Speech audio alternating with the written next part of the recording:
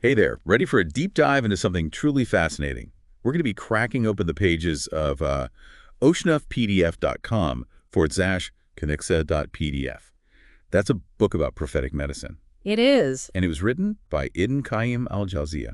Way back in 751 AH. Yeah, that sounds like a time machine trip, and you're not wrong. No, you're not. AH stands for Eno Hejire. Okay. Meaning we're talking about the 8th century, a time when views on health and healing were very different from how we view them today. So different. So what we call prophetic medicine, it isn't just about ancient remedies. Right. Although it certainly has those. It does. A whole philosophy, a way of life that connects your well-being. Your mind, body, and spirit. Yeah. Imagine like this holistic approach centuries before wellness became a buzzword. Right. Like they were onto something back then.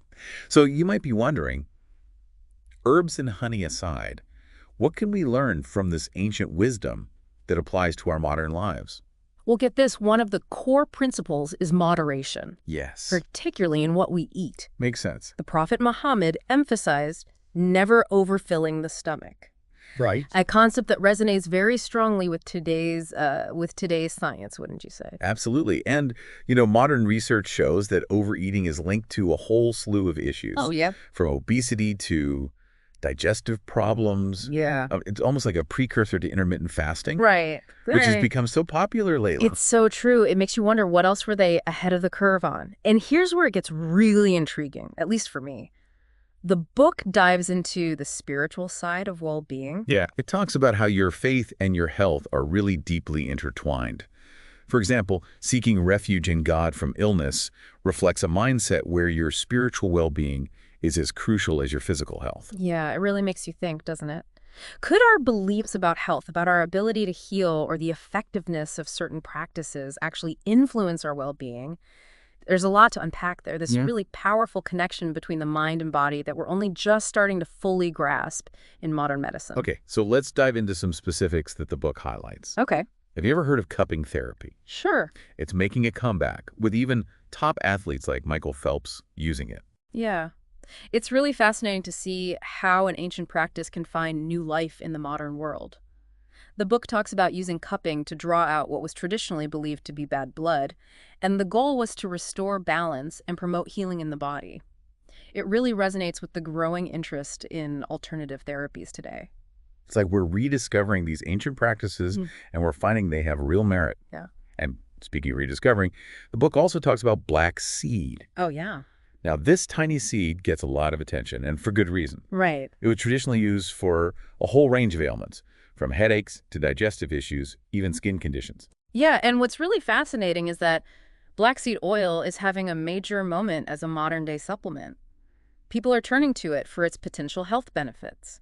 It really makes you wonder what else from prophetic medicine might resonate with what we're discovering today. That's such a good question. I mean, even if you don't approach this from a religious angle, there's so much here that aligns with modern wellness trends. Totally. This emphasis on moderation, the connection between mind and spirit, the use of natural remedies. It's like they were intuitively tapped into a holistic view of health centuries ago. It really highlights how much we can learn from these ancient systems of knowledge. And it's not about dismissing modern medicine, of course, Right. but recognizing that there's wisdom in these time-tested practices. Absolutely. And one of the things that really stood out to me in the book was this emphasis on intention. Oh, yeah. Yeah, it suggests that our mindset, our beliefs, play a crucial role in our overall health. Yes. It's not just about what we do, but how we think and feel while we're doing it. It speaks to this interconnectedness between the mind and body. And, we see hints of this in modern research, too. Think about the placebo effect. Right. The idea that simply believing in a treatment can lead to real improvement. Wow. Even if the treatment itself is essentially inactive. It's pretty mind-blowing when you think about it. It really is. It suggests that our beliefs and expectations can have a powerful influence on our bodies. Right. And that's something that prophetic medicine has been emphasizing for centuries. So are we saying that all we need to do is think positive thoughts and we'll be magically cured of everything? Well, not quite. It's more nuanced than that. It's not about dismissing conventional treatments or ignoring real medical conditions. It's about acknowledging that our mindset, our intentions, are part of the healing equation. Like giving our bodies a little extra support? Yeah, yeah. Creating an environment where healing can thrive. Exactly. It's about tapping into our innate ability to heal and recognizing that our mental and emotional states are part of that picture. This is all so fascinating. It really makes you wonder what else we might discover about this connection between the mind and body. There's so much more to explore. And it's exciting to think about how ancient wisdom and modern science might come together to unlock new possibilities for healing and well-being. It really makes you kind of rethink your whole approach to health. It's not just about like addressing symptoms when they pop up, but it's about cultivating this like well-being on all of these different levels. Yeah, and that's a key takeaway from prophetic medicine, I think. It encourages us to consider the bigger picture. Right. Our lifestyle, our environment, our spiritual connection. It's about recognizing that our bodies have this incredible capacity for self-healing. Yeah. And we can support that process in so many ways. It's interesting because even if you approach this from a purely secular perspective, a lot of these principles are hard to argue with. Right. Eating in moderation, incorporating natural remedies, moving your body, managing stress. These are all things that modern science is also telling us are really crucial for well-being.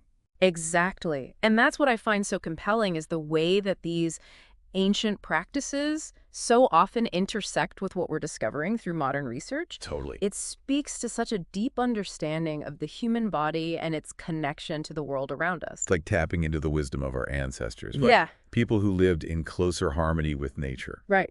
Without all the distractions and the processed foods of our modern world. Right. They seem to have this intuitive understanding of balance and moderation that we're only now starting to rediscover. Yeah, I love that perspective. It reminds us that even with all of our technological advancements, there's still so much we can learn from the past. Right. From traditions that have endured for centuries. It's true.